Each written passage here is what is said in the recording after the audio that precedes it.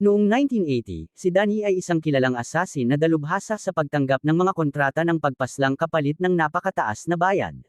Ngunit dahil sa kanyang napaka-elegante at propesyonal na kakayahang magmukhang aksidente ang mga eksena, lalo siyang naging in demand. Ngayong araw, tulad ng karaniwan, muling nakatanggap si Danny ng panibagong order. Kasama ang tatlo niyang malalapit na kaibigan na sina Hunter, Davies, at Meyer, tinanggap niya ang misyong paslangin ang isang tycoon sa Mexico. Matagal na nilang pinagplanuhan ang operasyon at matagal na rin silang nag-aabang sa lugar.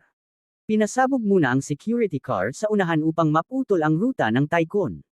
Pagkatapos nito, inapakan ni Hunter ang silinyador at mabilis na nagpalit ng gear, hinarangan ang daanan ng sasakyan sa likuran. Bumaba siya ng kotse at agad nagpaputok ng baril, pinilit ang driver na umabant. Sumunod, pinaputukan ni Danny ang mga gulong hanggang sa mapilitang huminto ang sasakyan, sa kanya tinaniman ng bomba ang pinto upang ito ay pasabugan. Sa gitna ng kaguluhan, tahimik niyang inisikaso ang dalawang bodyguard at ang mayamang lalaki.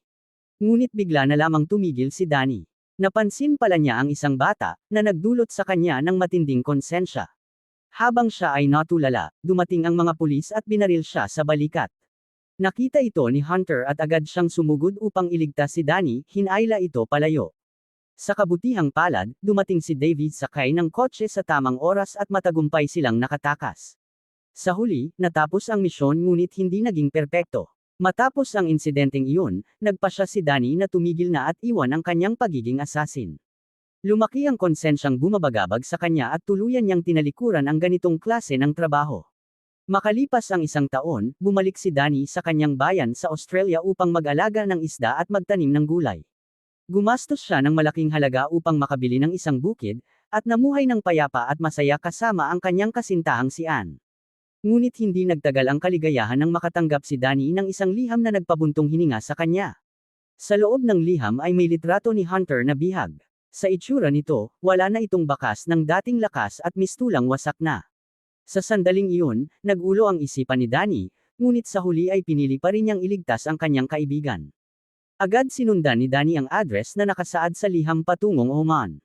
Doon niya nakilala ang isang ahente na nagngangalang Asan, na nagdala sa kanya sa kuta ng mga kidnappers. Doon niya rin nakilala ang oil sheikh na si AMR. Lumalabas na nais sakupin ng mga kanluraning kapangyarihan ang lahat ng rekurso ng langis, kaya nagpasimula sila ng digmaan sa teritoryo ni AMR. Sa kasamaang palad, ang tatlo niyang anak ay pinaslang, habang siya naman ay sinuwerte at nailigtas ng kanyang bunsong anak at napilitang gumala sa iba't ibang lugar.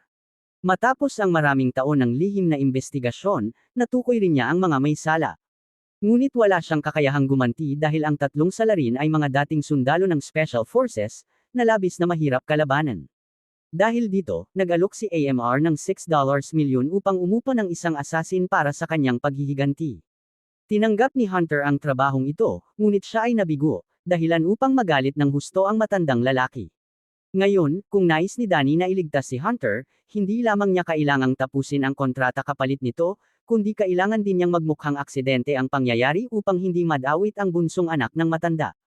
Kasama pa rito ang pagkuha ng isang confession video mula sa mga target, at kinakailangang matapos ang misyon bago tuluyang bawian ng buhay ang matanda dahil sa kanyang malubhang karamdaman, sumang-ayon si Danny sa kahilingan ni AMR at pinayagan siya ng matanda na sandaling makipagkita kay Hunter.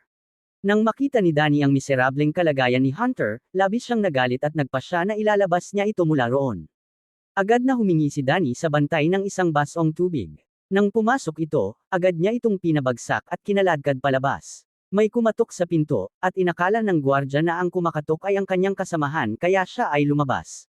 Ngunit hindi niya inaasahan na agad siyang pababagsakin ni Danny. Sumunod, kumuha si Danny ng isang piraso ng tinapay at isiniksik ito sa baril bilang pansupol ng tunog. Maayos niyang napatumba ang dalawa pa, ngunit gumanti ng putok ang kalaban, dahilan upang mapilitang makisali si Hunter. Ang putukan ay nakaalerto sa mga tauhan sa labas. Agad silang sumugod at nagsimula ang matinding bakbakan sa magkabilang panig. Makalipas ang ilang sandali, pilit na binuksan ni Danny ang pintuan palabas, ngunit hinarangan siya ng bunsong anak. Lumalabas na ito ay isang patibong na matagal nang inihanda ng oil sheikh dahil nais niyang subukan ang kakayahan ni Danny. Wala nang ibang pagpipilian, napilitan siyang pumayag na sundin ang kahilingan ng matanda. Kaya noong gabing iyon din, agad lumipad si Danny patungong London upang simulan ang aksyon. Upang hindi na maulit ang pagkakamali ni Hunter, hinanap niya ang dalawa niyang dating kasamahan na sina Davies at Mir para humingi ng tulong. Ikinwento niya sa kanila ang lahat at hiniling na samahan siya sa misyon. Hindi kukunin ni Danny ang reward money at hahatiin na lamang ito sa kanila. Nang marinig nilang aabot sa $6 milyon ang bayad, kumislap ang kanilang mga mata na parang headlight ng sasakyan at agad silang pumayag. Mabilis na pinag-usapan ng tatlo ang plano, at sinimulan ni Davies ang pangangalap ng impormasyon. Ngunit masyadong halata ang kanyang mga kilos kaya nagduda ang may-ari ng pub. Agad itong tumawag sa isang organisasyong panlipunan na nagpoprotekta sa mga dating Special Forces veterans. Naamoy ni Logan ang kakaiba, mabilis niyang iniulat ito sa kanyang mga nakatataas at sabay na nagpadala ng tao upang sundan si Davies. Samantala, lumipad na ang grupo ni Danny patungong Middle East para sa misyon. Ang una nilang target ay isang dating Special Forces na nagngangalang Harris. Isa itong matigas na kaso at tila napakahirap lapitan.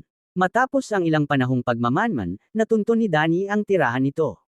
Pagkatapos, humanap ang tatlo ng ilang lokal upang bumili ng mga gamit na kailangan sa paggawa ng pekeng eksena.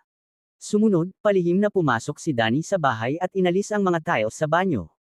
Kinabukasan, dinala niya ang mga natanggal na tiles kay Meyer. Napag-alaman na balak nilang palabis ang aksidente ang insidente, na parang may nadulas at tumama ang ulo sa sahig, dahilan upang mabasag ang tile. Kaya ikinabit nila ang mga tiles sa isang martilyo. Sa sandaling iyon, minamanmanan sila ng tauhan ni Logan at nagawang kuhanan ng litrato ang tatlo. Ngunit dahil sa likas na instinct ng isang assassin, naramdaman ni Danny na may nagmamasid sa kanila. Kaya agad silang umalis sakay ng sasakyan at sinundan ng humahabol. Tumakbo ang tauhan ni Logan nang may kalayuan at tumalon sa isang hukay upang magtago. Ngunit sa kasamaang palad, sinundan siya ni Danny sa pamamagitan ng isang dati ng hinukay na lagusan. Wala nang ibang paraan, kaya binasag ng tauhan ni Logan ang isang pugad ng bubuyog. Nagkagulo ang mga bubuyog at sinamantala niya ang pagkakataon upang makatakas. Kinabukasan, nagbalat kayo sina Danny at Mir bilang mga mamamahayag upang makalapit sa villa ni Harris. Pumasok si Danny at agad na nagbunot ng baril, dahilan upang malito si Harris na parang kwago at akalain na isa itong tanghaling tapat na pagnanakaw. Ngunit hindi niya inaasahan na magse-set up sila ng kamera at iinterogahin siya kung siya ang pumatay sa anak ng oil sheik. Hindi man lang siya natakot at inamin niyang siya mismo ang gumawa nito. Matagumpay nilang nakunan ang confession video. Pagkatapos, pumasok si Danny sa banyo, kumuha ng shampoo at ibinuhos ito sa sahig. Sumunod, ginamit niya ang mga kagamitang inihanda nila upang likhain ang eksena ng aksidente. Pagkatapos nito, hinabol siya ni Mir papasok sa banyo habang tinututukan ng baril. Ngunit bago pa sila makakilos, dumating ang kasintahan ni Harris. Wala nang ibang magawa si Danny kundi magtago sa likod ng pader at maghanda sa anumang mangyayari.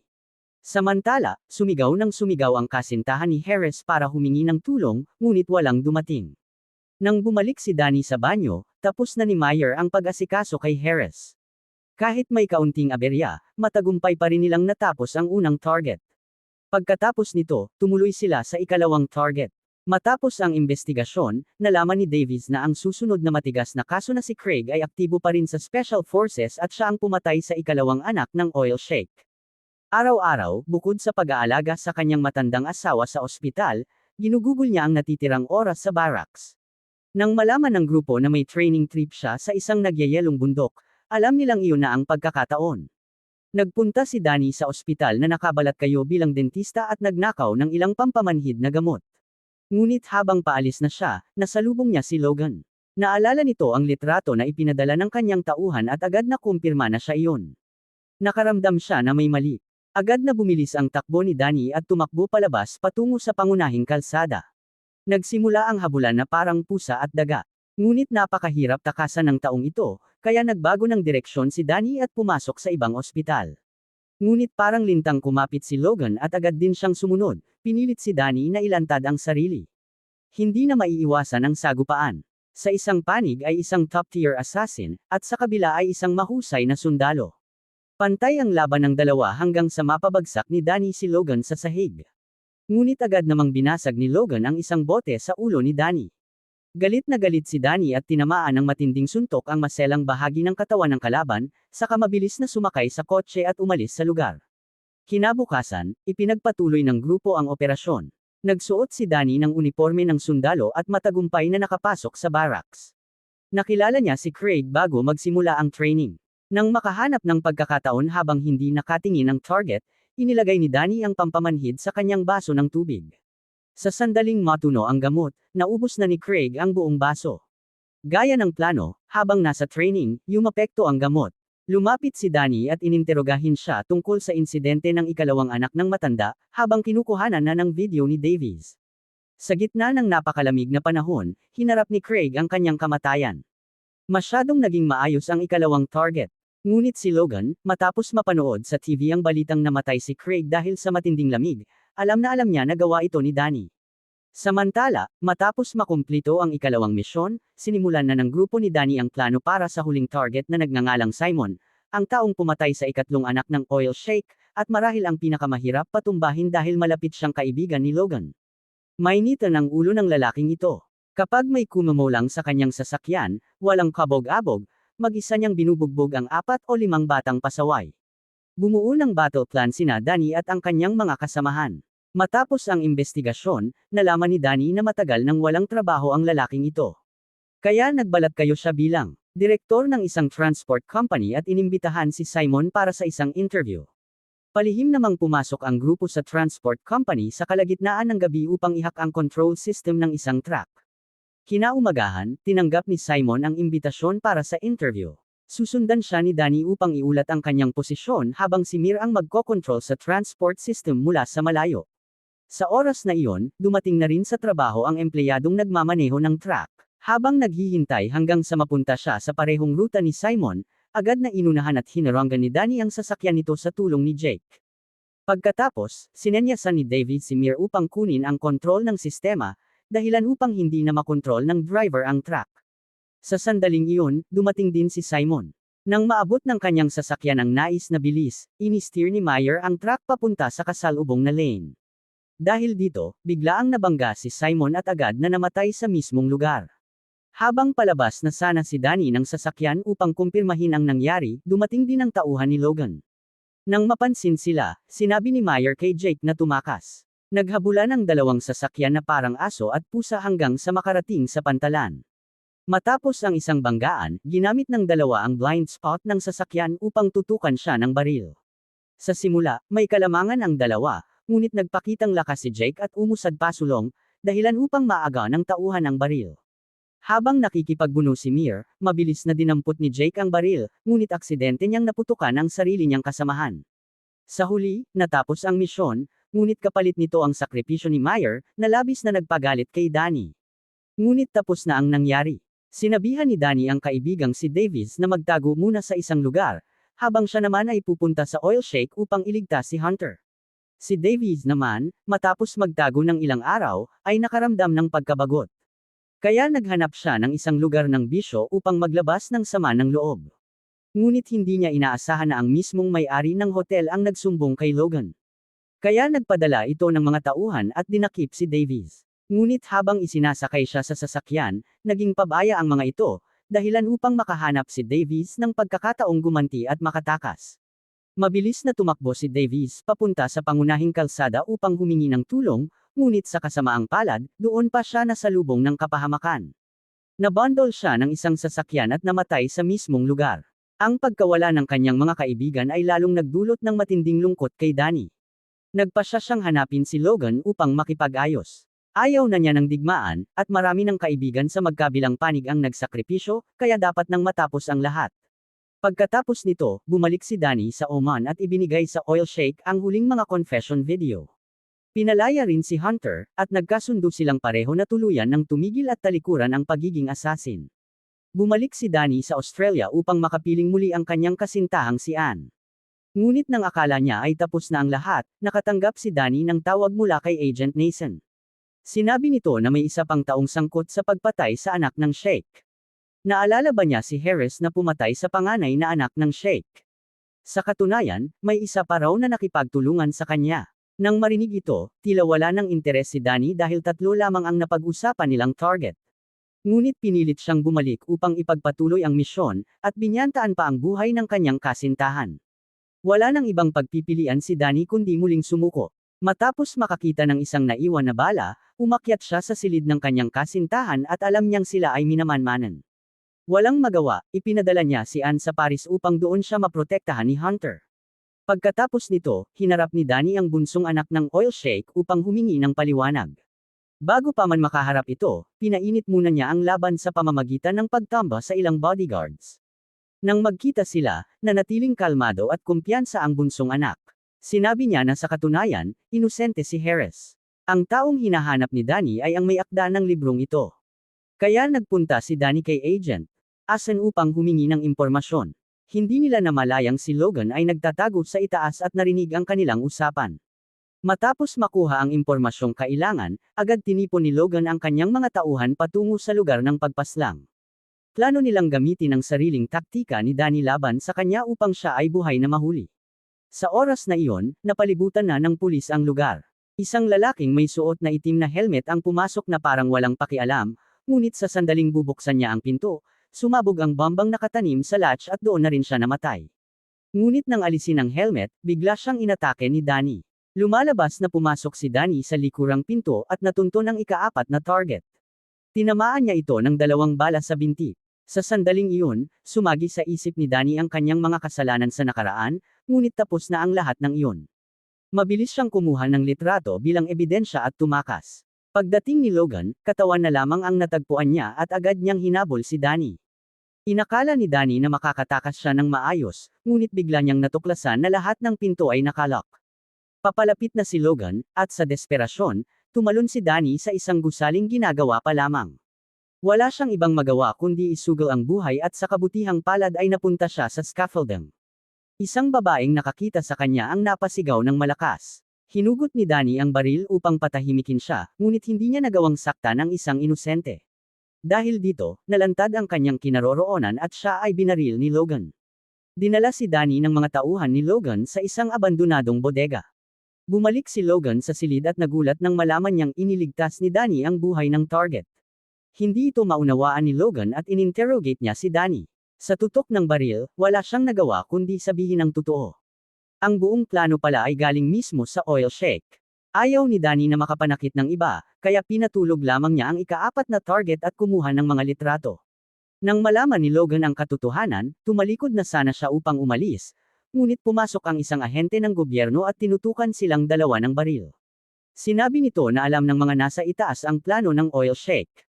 Ayaw sana nilang madamay si Logan dahil nais nilang gamitin si Danny upang patahimikin ang mga sundalong may alam sa nakaraan. Lumalabas na ang gobyerno mismo ang nasa likod ng agawan sa teritoryo ng langis at nais nilang takpan ang krimen. Ngayon na alam na ito ng dalawa, kailangan na raw nilang mamatay. Nang marinig ito, nagngit-ngit sa galit si Danny. Nang mawalan ng atensyon ng ahente, agad siyang gumanti. Nagsimula ang isang magulong labanan sa pagitan ng 3 lalaking may magkakaibang paninindigan. Matapos pabagsakin ni Danny ang ahente sa isang mabilis na galaw, agad naman siyang itinapon ni Logan. Ngunit nakuha ni Logan ang baril at pinatay ang ahente, saka itinuro ang baril kay Danny upang siya naman ang patayin. Ngunit hindi iyon nangyari. Masyadong mabilis at mapanganib si Danny, kaya tumalon siya palabas ng bintana at nakatakas. Kinabukasan, hinanap niya si Hunter upang pag-usapan ang susunod na hakbang. Nagpasya silang bumalik sa oil sheikh at ibigay ang litrato ng huling target upang tuluyan ng matapos ang lahat. Ngunit hindi nila inaasahan na darating din si Logan upang ipaghiganti ang kanyang mga kaibigan. Nagkunwari siyang mensahero at inihatid ang mga litrato sa matanda, sinabing peke ang mga ito. Pagkatapos, gamit ang isang nakatagong kutsilyo, pinatay niya ang matanda.